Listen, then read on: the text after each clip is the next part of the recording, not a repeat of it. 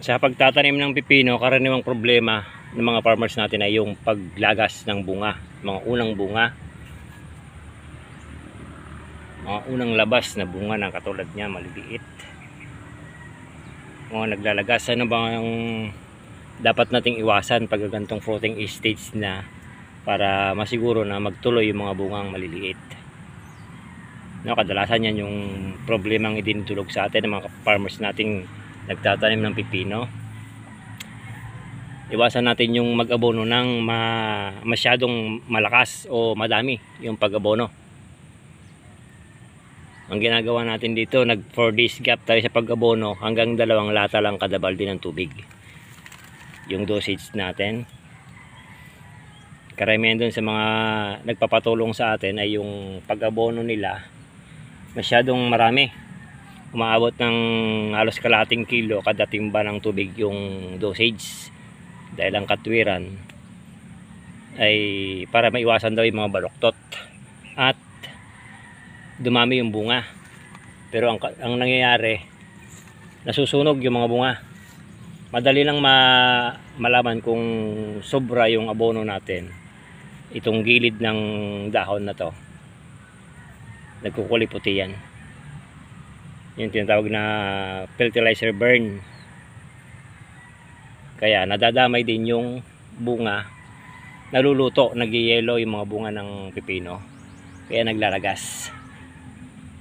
Ngayon yung mga binibigay nating payo dun sa ating mga farmers ng pipino.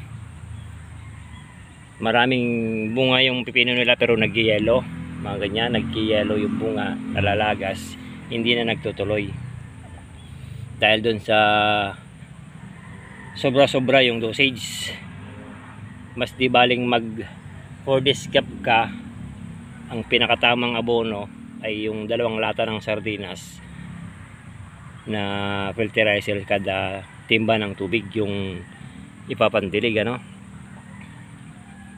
Kasi karaniwan ang ginagawa nila every 10 days yung pag-abono, yung interval nila, kaya medyo dinadagdagan daw yung dosage para hindi magastos sa labor. Ang nangyayari naman ay nalalagas yung mga bunga na maliliit.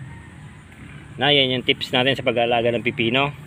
Paano mapatuloy yung mga bungang maliliit na yan, mga unang bunga. Tamang abono, tamang dosage lang ang kailangan, ano. Hindi pwede yung masyadong marami.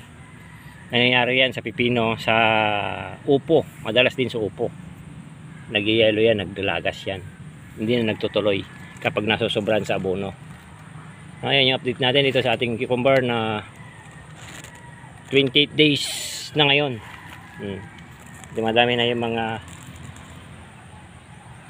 bulaklak na may bunga. Yung pipino natin malapit na. Thank you.